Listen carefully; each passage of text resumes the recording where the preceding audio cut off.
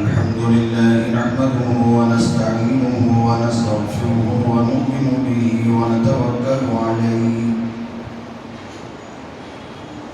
ونعوذ بالله من شرور أنفسنا ومن سيئات أعمالنا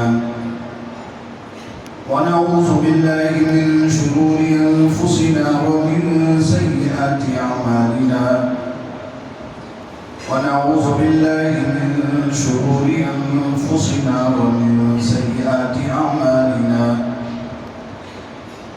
من يهده الله فلا مضل له ومن يضلله فلا هادي له ونشهد أن لا إله إلا الله وحده لا شريك له ونشهد أن سيدنا وسندنا ومولانا محمدا عبده ورسوله صلى الله تعالى عليه وعلى آله وبارك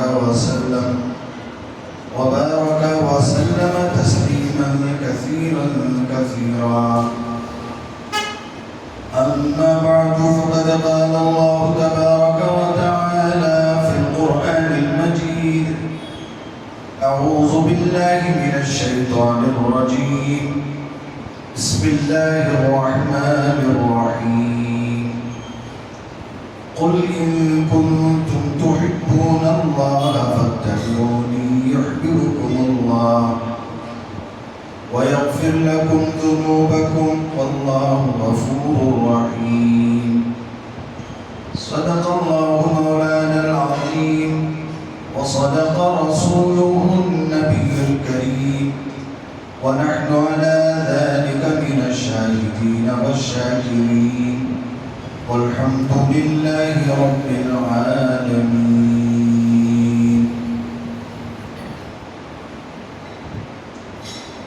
بزرگان محترم حاضرین کرام، اللہ تبارک و تعالی نے تمام مسلمانوں کو ایمان کی جو بنیاد ہے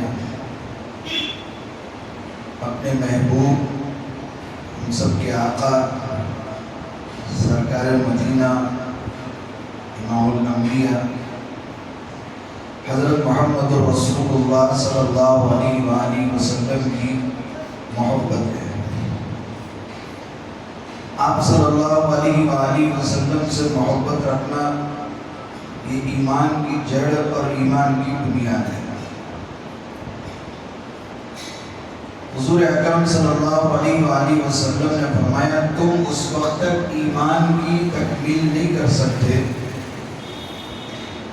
ایمان کا کمال اس وقت تک حاصل نہیں کر سکتے، یعنی اس وقت تک تمہارا ایمان مکمل نہیں ہو سکتا جب تک تمہارے دلوں میں اپنے ماں باپ سے زیادہ، اپنی اولاد سے زیادہ، تمام دوست و احباب اور رشتہ داروں سے زیادہ میری محبت پیدا نہ ہو جائے. یعنی سب کی محبت دوسرے نمبر پر، پہلا نمبر ہے حضرت نبی کریم صلی اللہ علیہ وآلہ وسلم کی محبت دل میں ہوگا. یہاں تک حدیث پاک میں حضرت عمر رضی اللہ تعالیٰ عنہ کی وہ حدیث مشہور ہے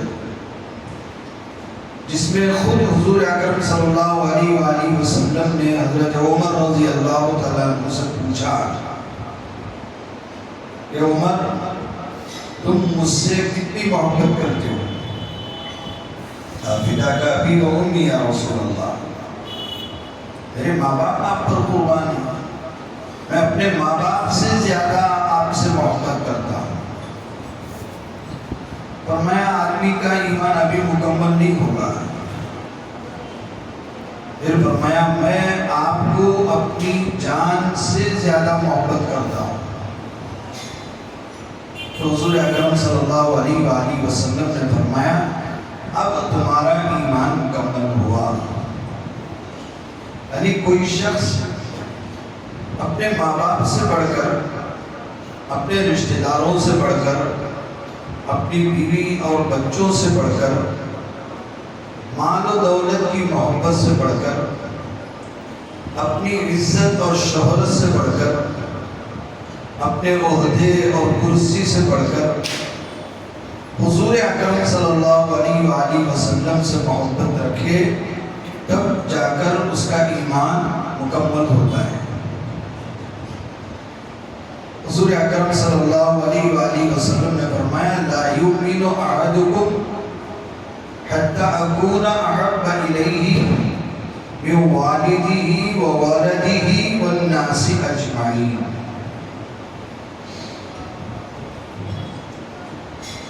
تم میں سے کوئی شخص اس وقت تک مومن کامل نہیں ہو سکتا، اس وقت تک تمہارا ایمان مکمل نہیں ہو سکتا جب تک کہ تمہارے دلوں میں اپنے ماں باپ سے بڑھ کر، اپنی اولاد سے بڑھ کر، تمام لوگوں سے بڑھ کر میری محبت پیدا نہ ہو جائے۔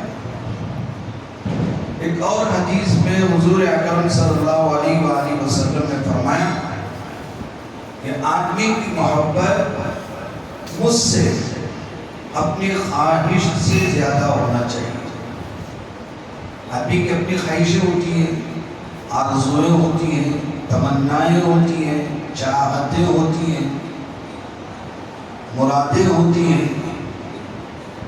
فرمایا جب تک تمہاری خواہش میری محبت سے زیادہ ہو جائے تو مومن نہیں ہو سکتے۔ تمہاری خواہش میری محبت کے تابع ہو جائے تب تمہارا ایمان مکمل ہوگا۔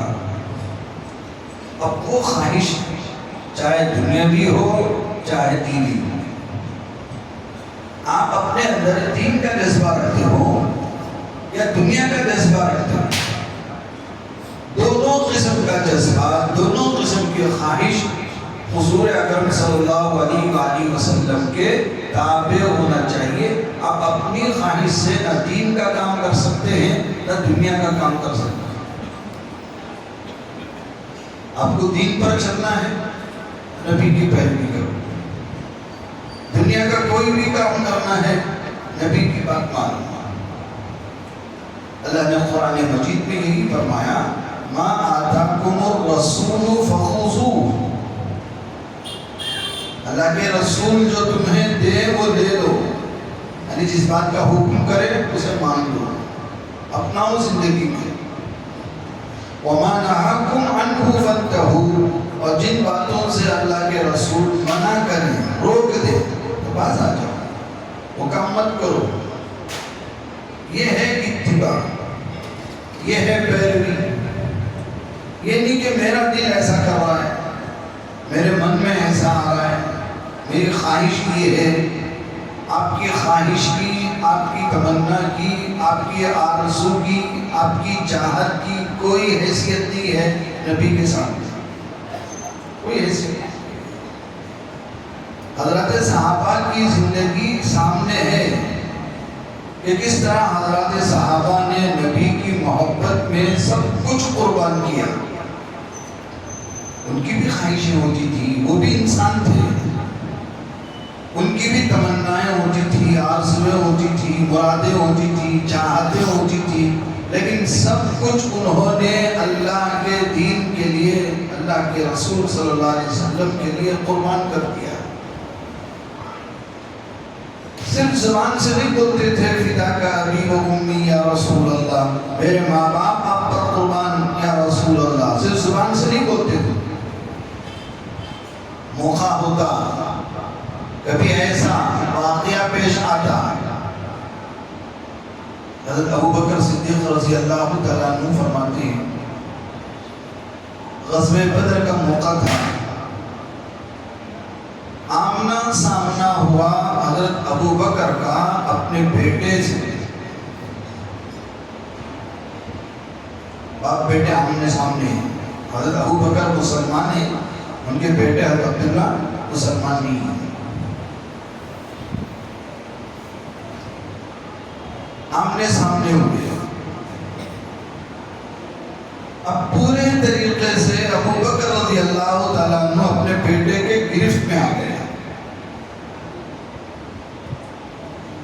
تو ان کے بیٹے فرماتے ہیں ابو بکر رضی اللہ تعالیٰ عنہ کے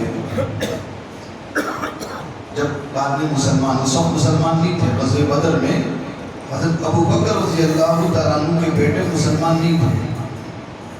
آمنا سامنا ہوا، باپ مسلمان ہے، بیٹا کافر ہے. پھر جب بعد میں مسلمان ہوئے تو وہ واقعہ سنا رہے ہیں بیٹے اپنے ابا کو کہ ابا جان جب غزوہ بدر کا موقع تھا، آپ کا اور میرا آمنا سامنا ہوا، مقابلہ ہوا، تو آپ پورے طریقے سے میرے قابو میں تھے، میرے گرفت میں تھے. میں چاہتا تو اسی وقت آپ کا سر قلم کر سکتا تھا، آپ کی گردن الگ کر سکتا تھا، لیکن باپ کی محبت دل میں آ گئی، باپ کی محبت، تو میں نے آپ کو چھوڑ دیا. اب ابو بکر رضی اللہ تعالیٰ عنہ کا جواب سنو. فرماتے ہیں بیٹے اگر اس دن وہ معاملہ الٹا ہوتا، یعنی میں تمہاری گرفت میں تھا اور اس کا الٹا تم میرے گرفت میں ہوتے، تو اللہ کے نبی کی محبت کے آگے باپ کی پدری، باپ کی شفقت یا بیٹے کی محبت کچھ غالب نہیں آ سکتی. میں تمہیں اسی وقت قتل کر دیا ہوتا. نبی کے خط، تو اللہ کے نبی صلی اللہ علیہ وآلہ وسلم کی محبت کے سامنے نہ باپ کی محبت ہے نہ بیٹے کی محبت ہے.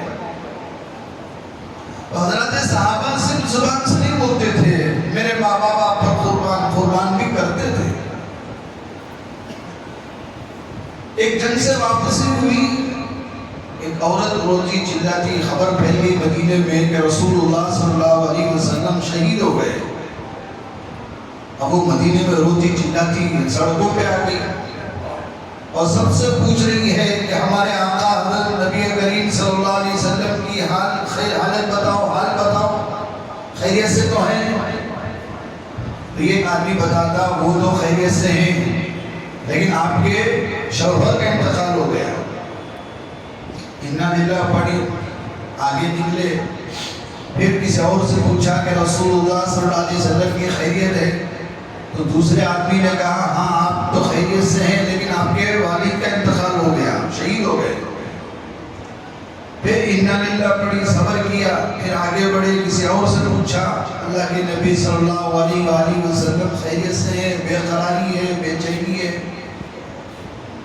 تو تیسرے شخص نے بتایا ہاں آپ تو خیریت سے ہیں، لیکن آپ کے بھائی کا انتقال ہو گیا، وہ بھی شہید ہو گئے.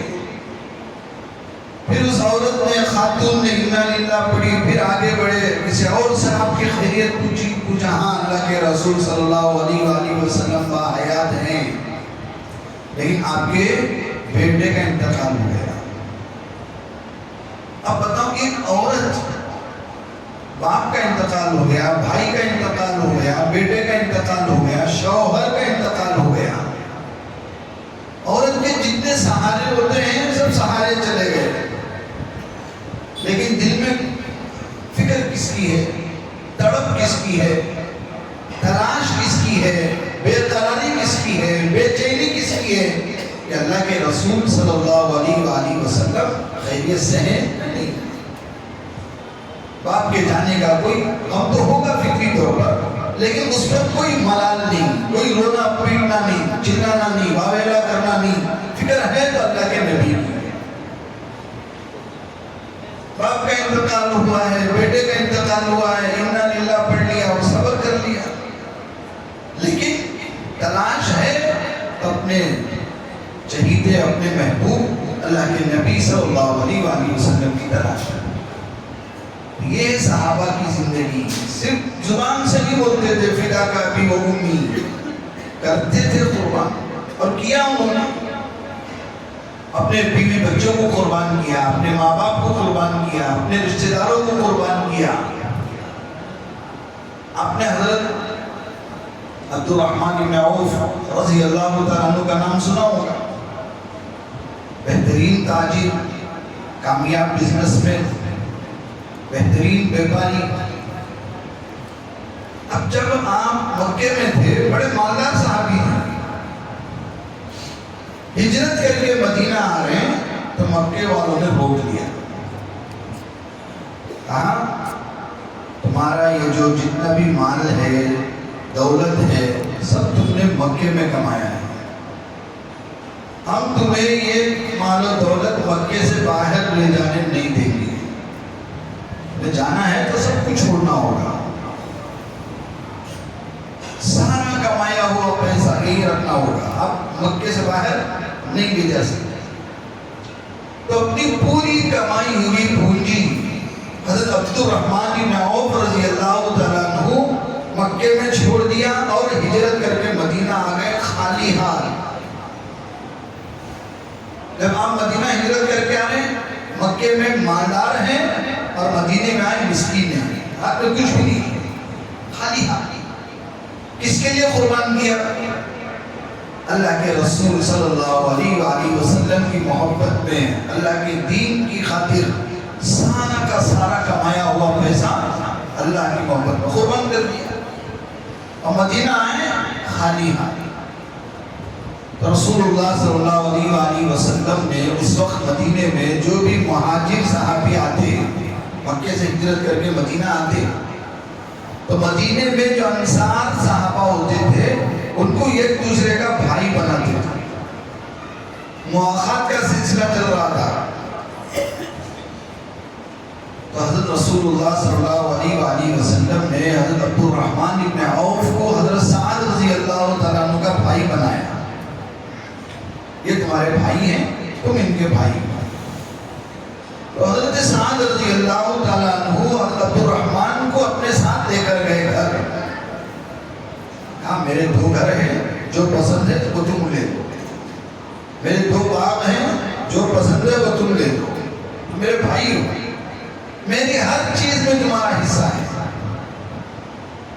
عبد الرحمن بن عوف رضی اللہ تعالیٰ عنہ نے فرمایا مجھے ان چیزوں کی کوئی ضرورت نہیں ہے، مجھے بازار کا راستہ بتا دو، میں خود کما لوں گا، محنت کر لوں گا، محنت مزدوری کر کے میں خود پیسہ کما لوں گا، مجھے ان چیزوں کی کوئی ضرورت نہیں ہے۔ تو مدینے کا بازار ان کو بتایا گیا، بازار میں گئے، تھوڑی بہت کچھ چیزیں قرض دی، اس کو بیچا، پھر اس کو جو منافع آیا، اصل جو سرمایہ تھا قرض کا وہ دے دیا، پھر منافع رکھ لیا، پھر اس میں سے کوئی اور چیز خریدی، خریدتے گئے، بیچتے گئے، چند دنوں میں آپ مدینے کے مالدار صحابی بن گئے۔ مدینے میں آئے خالی ہاتھ، لیکن جو اللہ کے لیے قربان کرتا ہے اللہ تعالیٰ اسے واپس دے دیتے، اپنے پاس نہیں رکھتے۔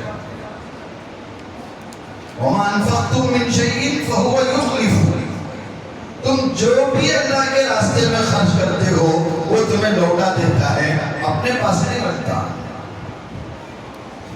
وہ تم سے مانگ رہا ہے، اس لیے نہیں مانگ رہا ہے کہ وہ مسکین ہے،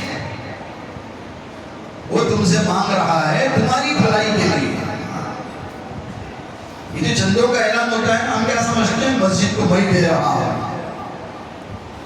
آپ نہیں دے رہے ہیں، آپ کی بھلائی کے لیے اللہ کے گھر میں آپ سے مانگا جا رہا ہے، آپ یہاں دو، اللہ وہاں دے گا۔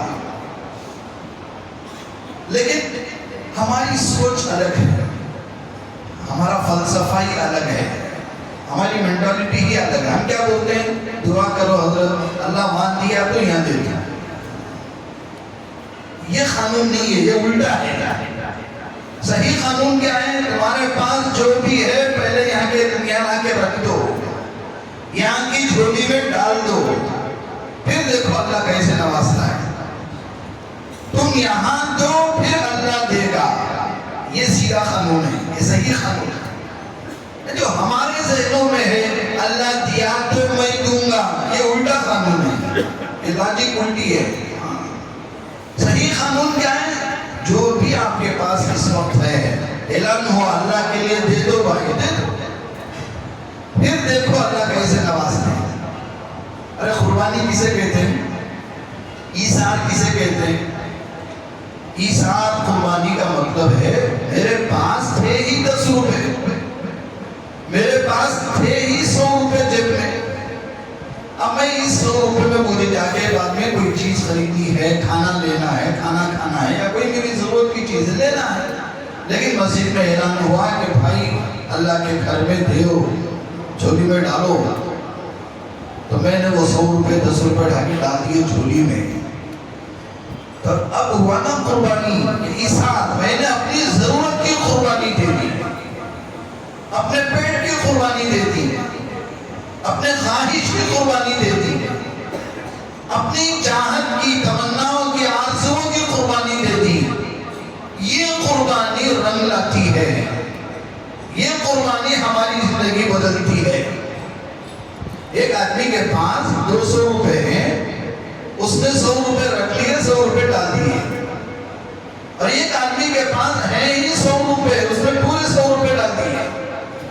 تو دونوں کے دینے میں بڑا فرق ہے. ایک آدمی نے دیا تو اللہ اس کے دینے کو بھی ضائع نہیں کرتے. تو دوسرے آدمی نے دیا لیکن دینے کے ساتھ ساتھ اس نے قربانی بھی دی. اب یہ قربانی رنگ لاتی ہے، ہماری زندگی بدلتی ہے، ہمارے حالات بدلتے ہیں، اور اللہ تبارک و تعالیٰ اس کا بھی بدلہ دیتا ہے. جس نے 200 روپے میں سے 100 روپے خرچ کیے، اس کو 100 روپے کا بدلہ ضرور ملے گا. جس نے 100 روپے ہی تھے اور پورے 100 روپے دے دیے، اس نے 100 روپے کا بھی بدلہ ملے گا، قربانی کا بھی بدلہ ملے گا. اس نے قربانی دی. تو یہ ہے ہمارے اسلام کا قانون، یہ ہے ہمارے اللہ کا بنایا ہوا قانون. یہاں قربانی دو، اس کے خاطر، اللہ اور رسول کے خاطر. اور بات صرف پیسوں کی نہیں ہے، ہر چیز کی قربانی دو. وقت پڑا جان کی قربانی دو، وقت پڑا اپنی عزت کی قربانی دو، وقت پڑا اپنے آبرو کی قربانی دو، وقت پڑا تو اپنے خواہش کی قربانی دو. اور اللہ تبارک و تعالی ہر انسان کو ایسا وقت لاتے ہیں اور آزماتے ہیں. ہر مسلمان کو ایک موقع ملتا ہے. آدمی ایسے کنارے کھڑا ہوتا ہے، ایسے موڑ پر کھڑا ہوتا ہے، اب اس کو آزمایا جاتا ہے کہ یہ قربانی دیتا ہے یا نہیں دیتا ہے.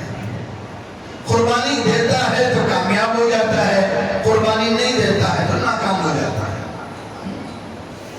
ایسے مواقع ذرا سوچ کر دیکھو کتنے ایسے چانسز تھے اللہ کی طرف سے، ہم نے اس کو کھو دیا، ضائع کر دیا. ہر مسلمان کو ایسا وقت پڑتا ہے، ایسا موقع آتا ہے کہ اب دیکھتے ہیں کہ یہ اللہ کی محبت میں قربان کرتا ہے یا نہیں کرتا ہے. خوشیوں کا موقع آتا ہے، غم کا موقع آتا ہے. ہمارے گھروں میں اور بہت ساری خوشیوں کے تقریبیں ہوتی ہیں. یہاں اللہ کی طرف سے آزمایا جاتا ہے اب یہ بندہ اس خوشی کے موقع پر کتنی قربانی دیتا ہے. خواہشات کی قربانی دو. جان کی قربانی دینا آسان ہے، خواہش کی قربانی دینا مشکل ہے. یہ بول دینا میری جان قربان بھی اللہ کے لیے، اللہ کے لیے، نبی کے لیے، کیا بڑی بات ہے، وہ بہت آسان ہے. خواہش کی قربانی دو، نبی کی اتباع کرو، نبی کی پیروی کرو، یہ سب سے بڑی قربانی ہے. میرے من میں ایک آ رہا ہے، میرے جی میں ایک آ رہا ہے، میری خواہش ایسی ہے لیکن نبی کا کہنا کچھ اور ہے، میں کیا کروں؟ میرے خواہش کی قربانی دوں، میرے من کی بات جو ہے اس کی قربانی دوں، میرے چاہت کی قربانی دوں. اس لیے کہ نبی کی بات کے آگے میری چاہت کی، میری خواہش کی، میرے من کی کوئی حیثیت نہیں. نبی نے کہہ دیا تھا. کتنے صحابہ تھے، انہوں نے حضور اکرم صلی اللہ علیہ وآلہ وسلم کی زندگی کو دیکھا کہ آپ روزے پر روزے رکھتے جا رہے ہیں، نمازوں پر نمازیں پڑھتے جا رہے ہیں، آپ کتنی قربانیاں دے رہے ہیں. رات بھر پوری رات نماز پڑھتے تھے کھڑے کھڑے، پیروں پہ ورم آ جاتا تھا، سوجن آ جاتا تھا، اور دن آپ کئی دن تک روزے رکھتے تھے، مہینے مہینے. بیٹھے بیٹھے صحابہ کے دلوں میں یہ خیال آیا کہ حضور اکرم صلی اللہ علیہ وآلہ وسلم کی ذات اتنی عظیم ہے. ایک تو آپ اللہ کے بعد ہیں تو کوئی آپ ہیں، اللہ کے محبوب ہیں، اللہ کے قریب ہیں، اللہ کے چہیتے ہیں، اور اللہ نے قرآن مجید میں اعلان کر رکھا ہے کہ آپ کے اگلے اور پچھلے جو بھی خطائیں ہیں سب معاف ہیں. قرآن میں کہہ دیا لیغفر لک اللہ من ذنبک ما تقدم وما تأخر. آپ کی جو بھی بھول ہے، خطائیں ہیں، کوتاہیاں ہیں، اللہ نے سب معاف کر دی. پھر بھی اللہ کے نبی صلی اللہ علیہ وآلہ وسلم رات بھر نماز پڑھتے ہیں، دن بھر روزہ رکھتے ہیں، اب اتنی عبادت کرتے ہیں، بخشے بخشائے کا یہ حال ہے تو ہم جیسے گنہگاروں کا کیا حال ہے؟ ہم کو کتنی عبادت کرنا چاہیے؟ ہم کو کتنی نمازیں پڑھنی چاہیے؟ ہم کو کتنے روزے رکھنے چاہیے؟ تو بیٹھے بیٹھے صحابہ کے دل میں خیال آیا. ایک صحابی نے کہہ دیا میں رات ایک رات بھی نہیں سوؤں گا، میں ہر رات جا کے گزاروں گا، اللہ کی عبادت کروں گا، نمازوں میں گزاروں گا. دوسرے صحابی نے ارادہ کر لیا کہ میں بالکل نہیں کھاؤں گا، مہینے مہینے پر روزے رکھوں گا. اور تیسرے صحابی نے ارادہ کر لیا کہ میں شادی ہی نہیں کروں گا، میں صرف اللہ کی عبادت کروں گا، بندگی کروں گا. یہ تینوں کا جو ارادہ ہے، تینوں کی جو خواہش ہے، اچھی خواہش ہے کہ بری خواہش ہے؟ اچھی خواہش ہے. دین کی خواہش ہے کہ دنیا کی خواہش ہے؟ دین کی خواہش ہے. نماز کی تمنا ہو رہی ہے، روزے کی تمنا ہو رہی ہے.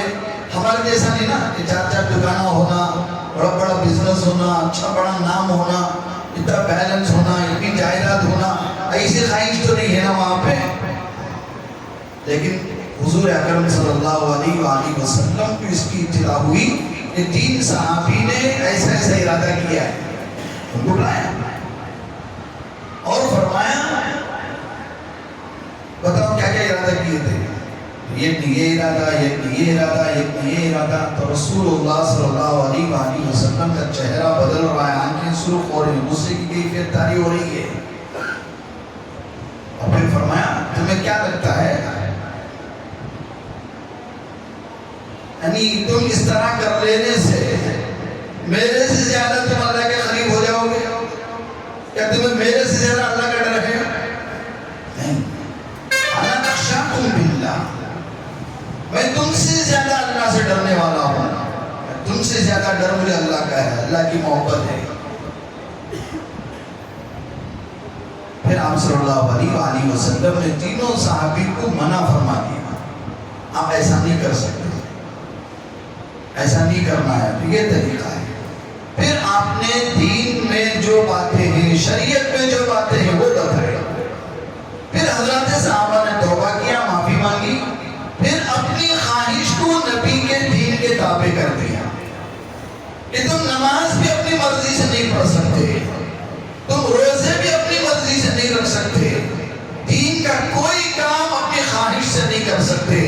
تمہیں جو بھی کام کرنا ہے پہلے نبی سے پوچھو، نبی منع کرنے کا حکم دے تو کرو، منع کرے تو چھوڑ دو.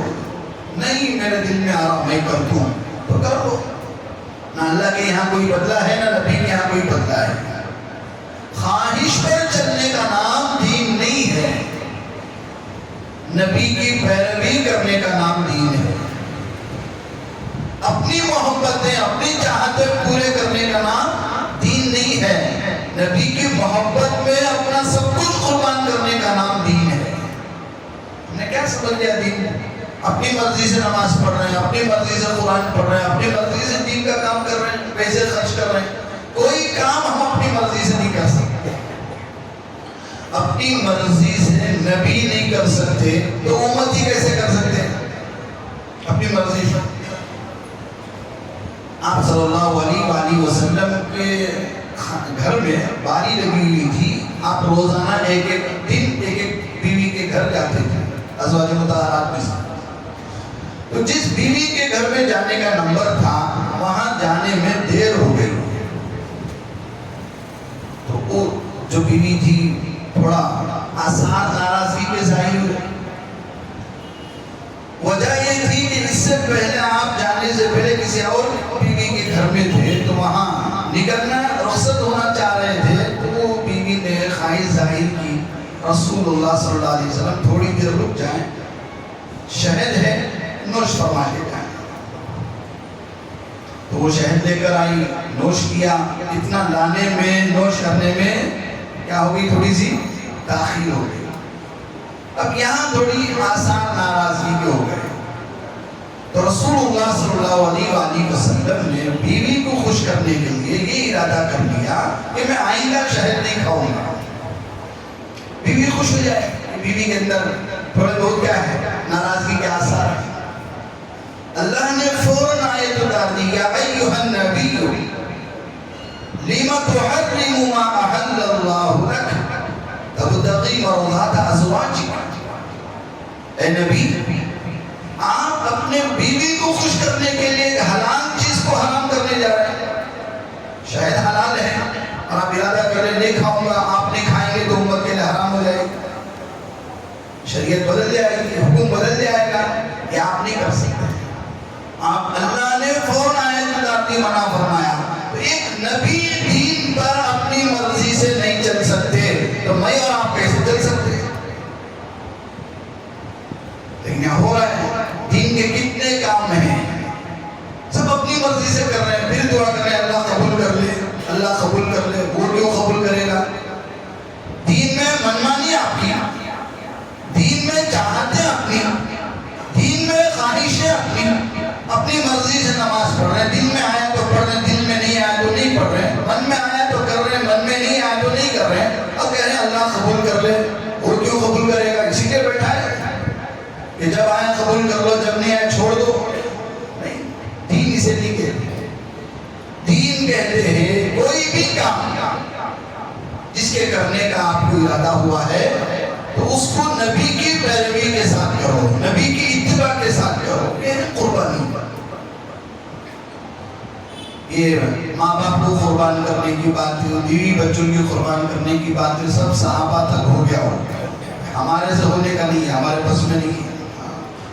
حضرت صحابہ تھے، حضرت عبداللہ رضی اللہ تعالیٰ عنہ، ان کے والد کا نام بھی عبداللہ ہے، اور وہ عبداللہ جو عبداللہ کے والد ہیں وہ مدینے میں منافقوں کے لیڈر ہیں، سردار ہیں۔ جب بات چلی کہ یہ منافقوں کا سردار ہے تو جو بیٹے حضرت عبداللہ ہیں وہ رسول اللہ صلی اللہ علیہ وسلم کی خدمت میں آئے، عرض کرنے لگے یا رسول اللہ صلی اللہ علیہ وآلہ وسلم، میرے جو ابا ہیں عبداللہ، ان کی وجہ سے دین کو بڑا نقصان ہو رہا ہے، اسلام کو بڑا نقصان ہو رہا ہے۔ باتیں چل رہی ہیں کہ ان کو قتل کر دیا جائے، ان کو مار دیا جائے۔ اب بولو، باپ کے قتل کرنے کی بات چل رہی ہے مدینے میں، باپ کو ختم کرنے کی بات چل رہی ہے، اور بیٹا نبی کی خدمت میں آیا ہے۔ بولو کس لیے آیا ہوگا؟ میں اور آپ ہوں گے تو نبی کی خدمت میں جا کے کیا بولیں گے؟ بولیں گے یا رسول اللہ کچھ بھی ہو جائے میرے ابا کو چھوڑ دیجئے، میرے ابا کو معاف کر دیجئے، یہی تو بولیں گے؟ نہیں، حضرت عبداللہ گئے اور اجازت مانگی یا رسول اللہ صلی اللہ علیہ وآلہ وسلم، اگر یہ طے ہو جائے کہ عبداللہ کو قتل کیا جائے تو اس کا حکم مجھے دیا جائے، میں اپنے ابا کا سر قتل کروں گا، میں اپنے باپ کو قتل کروں گا، دین کے خاطر، آپ کی محبت کے خاطر، اسلام کے خاطر مجھے اجازت دی جائے۔ تو رسول اللہ صلی اللہ علیہ وآلہ وسلم نے حضرت عبداللہ کو منع کر دیا، تم یہ کام مت کرو، منع کر دیا۔ یہ ہے حضرات صحابہ کی زندگی کہ نبی کی محبت میں باپ کو قربان کر دیا، اولاد کو قربان کر دیا، دولت کو قربان کر دیا، سب قربان کر دیا، اور ہم سے مانگا جا رہا ہے کہ آپ خواہش کی قربانی دے دو بس۔ دین کا کوئی بھی کام اپنی خواہش سے مت کرو، دین کا کوئی بھی کام آپ کو کرنا ہے تو اللہ رسول کی مرضی سے کرو۔ دنیا کا کوئی سا کام بھی ہمیں کرنی نہیں، دین کا کام بھی اپنی مرضی سے کرے تو اللہ کیسے خوش ہوں گے؟ حفاظت اسی سے ہوگی کہ ہم دین کا کام اللہ اور رسول کے حکم کے مطابق کریں گے۔ اگر ہم دین کا کوئی بھی کام اللہ اور رسول کے مرضی کے مطابق نہیں کریں گے تو یہ دین اسلام کے دشمن کوئی اور نہیں ہے، ہم خود ہیں۔ ہم خود اس بات پر تلے ہوئے ہیں کہ دین ختم ہو جائے، دین مٹ جائے، اس لیے کہ دین چار نمازوں کا نام، چار روزوں کا نام، حج عمرے کا نام نہیں ہے۔ دین نام ہے اللہ اور رسول کے حکم پر چلنا۔ اللہ اور رسول کے حکم پر چلو، اللہ کا جو حکم ہے وہ مانو۔ نہیں میرے من میں ایسا آ رہا ہے، نہیں میرے دل میں ایسا آ رہا ہے، نہیں میری خواہش ایسی ہے، نہیں میری جڑوں ایسا بول رہی ہے، نہیں میرے بچے ایسا بول رہے ہیں، نہیں ہمارے اماں بابا ایسا بول رہے ہیں، نہیں، یہ نہیں چلے گا۔ قیامت کے دن آپ کے دین کا حساب آپ کو دینا ہے۔ نہ آپ کی بیوی آئے گی، نہ آپ کے اماں بابا آئیں گے، نہ آپ کے اولاد آئیں گے، کوئی نہیں آئے گا۔ آپ کی نمازوں کا حساب آپ کو دینا ہے، آپ کے روزوں کا حساب آپ کو دینا ہے، آپ کے پیسوں کا حساب آپ کو دینا ہے، اور کوئی نہیں آئے گا۔ اللہ نے قرآن مجید میں فرمایا یا ایھا الناس اتقوا ربکم واخشوا یوما لا یجزی والد عن ولدہ۔ اے لوگوں اس دن سے ڈرو جس دن کوئی بیٹا کسی باپ کے کام نہیں آئے گا اور کوئی باپ اپنے بیٹے کے کام نہیں آئے گا۔ وَلَا مَوْلُودٌ هُوَ جَازٍ عَنْ وَالِدِهِ شَيْئًا۔ وہاں کام آنے کی چیز ہے ایک ہی چیز، وہ ہے اللہ کا وعدہ۔ آپ جو بھی کر رہے ہیں اللہ کے لیے، اللہ کا وعدہ ہے کہ وہ قیامت کے دن اس کا بدلہ دے گا، یہ اللہ کا وعدہ ہے۔ ان وعد اللہ حق، اللہ کا وعدہ پر حق ہے۔ اور کبھی ایسا نہ ہو، الرٹ رہو، خبردار رہو، فلا تغرنکم الحیات الدنیا، دنیا کی زندگی تمہیں دھوکے میں نہ ڈالے۔ آج ہماری دنیا کی زندگی کیا ہے؟ سب دیکھا دیکھی ہے، دیکھا دیکھی کر رہے سب، اللہ کی مرضی کے مطابق کوئی نہیں کر رہا ہے۔ ہر چیز ماڈرن ہو گیا ہے، دین بھی ماڈرن ہو گیا ہے، دوسرے کا اسٹائل دیکھ رہی، دوسرے کا ماڈرن دیکھ رہی، اس کے مطابق دین پر چل رہے، ہر چیز ماڈرن ہے۔ تو دین اللہ کے یہاں قبول ہونا ہے، دین کی کوئی بھی بات اللہ کے یہاں منظور ہونا ہے تو شرط یہ ہے کہ دین کی ہر بات اللہ اور رسول کی مرضی کے مطابق ہو، ہماری مرضی کے مطابق۔ دیکھو دین میں کون سی باتیں ہیں جو اللہ اور رسول کو پسند ہیں، آپ ان کو پسند کرنے لگ جاؤ، آپ اللہ کے محبوب بن جائیں گے۔ یہ میری خواہش ہے میں اللہ کے قریب ہو جاؤں، میں اللہ کا گرویدہ بن جاؤں، اللہ مجھ سے محبت کرنے لگے، تو آسان راستہ ہے، آپ ان چیزوں کو پسند کرنے لگ جاؤ جن چیزوں سے اللہ اور رسول کو محبت ہے۔ اللہ رسول جیسے نبی پاک صلی اللہ علیہ وآلہ وسلم کو نماز سے محبت تھی، آپ فرماتے تھے جیسا ایک بچہ ماں کی آنکھوں کی ٹھنڈک ہے، ماں کا کلیجہ ہے، تو رسول اللہ صلی اللہ علیہ وآلہ وسلم کے آنکھوں کی ٹھنڈک نماز ہے۔ قرۃ عینی فی الصلاۃ، میری آنکھوں کی ٹھنڈک نماز۔ تو آپ نماز سے محبت کرنے لگ جاؤ، نماز سے دل لگا لو، نماز کو پسند کرو، نماز کے لیے ہر چیز قربان کرو، آپ اللہ اور رسول کے قریب ہو جائیں گے۔ اللہ کو پسند ہے کہ حضور اکرم صلی اللہ علیہ وآلہ وسلم کی خوب تعریف ہو، آپ پر خوب درود و سلام ہو، تو روزانہ آپ زیادہ سے زیادہ نبی پر درود پڑھو، اللہ کے قریب ہو جائیں گے۔ کیوں؟ اللہ کو پسند ہے۔ ایسے ایک کام نہیں، ہزار کام میں آپ کو بتا سکتا ہوں جو اللہ اور رسول کو پسند ہے، اور ہم کرنے لگ جائیں تو ہم بھی اللہ کے پسندیدہ ہو جائیں گے، اللہ ہم کو پسند کرنے لگے گا۔ بعض دفعہ ایسا ہوتا ہے ہمارے اندر نیک جذبہ ہوتا ہے، دین کا یہ کام کرنا، دین کا وہ کام کرنا، لیکن اللہ قبول نہیں کرتے۔ کیوں قبول نہیں کرتے؟ کہ ہم اللہ کو ابھی پسند نہیں آئے، اور اللہ کو ابھی پسند کیوں نہیں آئے؟ اس لیے کہ ابھی ہم نے اللہ کے بہت سارے کاموں کو پسند نہیں کیا ہے. اگر ہم اللہ کے احکامات کو، اللہ کے دین کو، اللہ کی بندگی کو پسند کرنے لگ جائیں، اللہ ہمیں پسند کرنے لگے گا. اور اللہ ہمیں پسند کرنے لگ جائے تو اللہ اپنا کام لے گا. اللہ اپنا کام لے گا. آپ کسی کا اپنے یہاں کون جاب دیتے ہیں، نوکری دیتے ہیں، کس کو دیتے ہیں؟ جس کو پسند کرنا اسی کو. ایک آدمی آپ کو پسند نہیں ہے، آپ اس کو اپنی نوکری میں کیوں رکھیں گے، اپنا کام کیوں لیں گے؟ یہی بات ہے اللہ کی یہاں بھی. اللہ کے دین کا کوئی کام بھی ہمیں کرنا ہے تو پہلے اللہ کے پسندیدہ بن جاؤ، اللہ کے پسندیدہ، تو پھر دیکھو اللہ اپنا کام لے گا.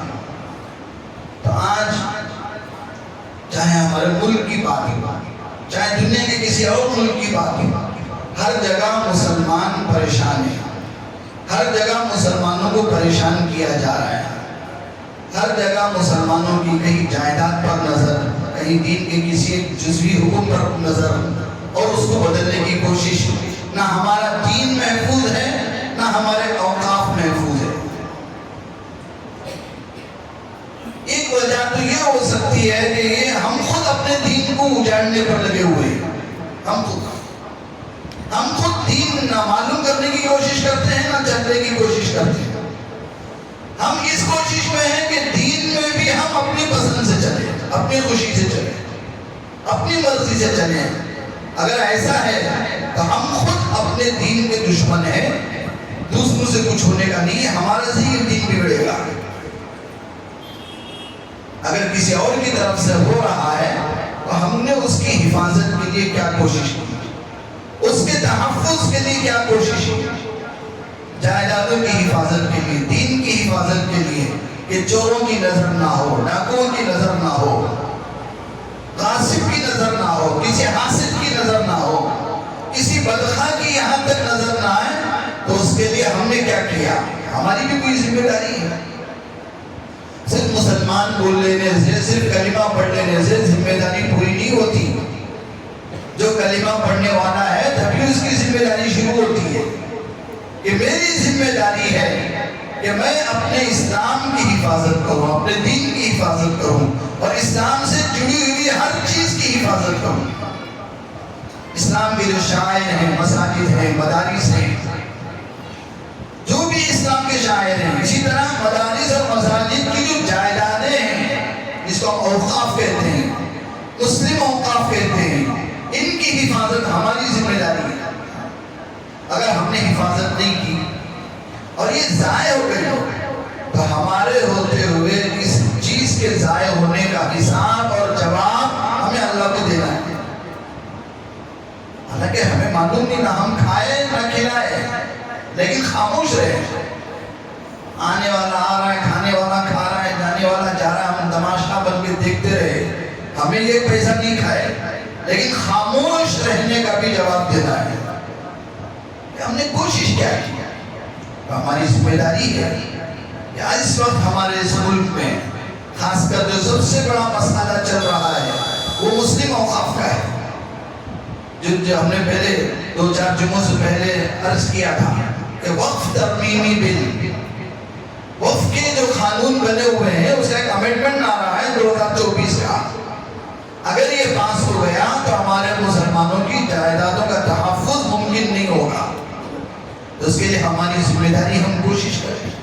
تو اس کے لیے دین کے خاطر، دین کے اوقاف کے خاطر ہم تھوڑی بہت قربانی دینے والے بن جائیں، ذمہ داری کو نبھانے والے بن جائیں. تو انشاءاللہ اللہ کی یہاں ہم اتنا تو بول سکتے ہیں کہ یا اللہ ہم انگلی کٹا کر شہیدوں میں شامل ہو گئے. یہ ذمہ داری ہے. اس لیے گزارش ہے کہ ذرا اپنے ضروریات کی، اپنے چاہتوں کی، اپنے خواہشوں کی قربانی دے اور دین کے خاطر کچھ کرنے کا ارادہ لے کر اٹھیں. کب تک تماشائی بنتے رہیں گے؟ ہم جب تک تماشائی بنتے رہیں گے تب تک دنیا والے ہمیں ڈراتے رہیں گے، ستاتے رہیں گے، مارتے رہیں گے، پیٹتے رہیں گے، سب کریں. جب ہم کھڑے ہو جائیں گے تو دیکھنا یہ باطل طاقتیں وہیں کے وہیں پست ہو جائیں گے. اللہ سے دعا ہے کہ اللہ پاک ہم تمام اللہ اور رسول کی محبت میں ہر چیز قربان کرنے کی توفیق عطا فرمائے. اور اس کے لیے ہمیں جو ذمہ داری ہے تحفظ کی کی بنیاد پر اللہ ان ذمہ داری کو پورا کرنے کی توفیق عطا فرمائے۔ آخر میں آپ حضرات سے گزارش ہے نمازوں کے بعد جاتے ہوئے اللہ کے اس گھر کے لیے زیادہ سے زیادہ تعاون کرے، جھولی میں ڈالتے ہوئے جائیں، زیادہ سے زیادہ دے۔ اللہ سے دعا ہے کہ اللہ پاک ہماری کمائیوں میں برکتیں عطا فرمائے، پریشانیاں ہیں اللہ نے دور فرمائے، قرضوں کا بوجھ ہے اللہ اپنے خزانے سے اسے ہلکا کرے، اور جو بھی ہماری ضرورتیں ہیں اللہ انہیں پورا فرمائے۔ وآخر دعوانا الحمدللہ۔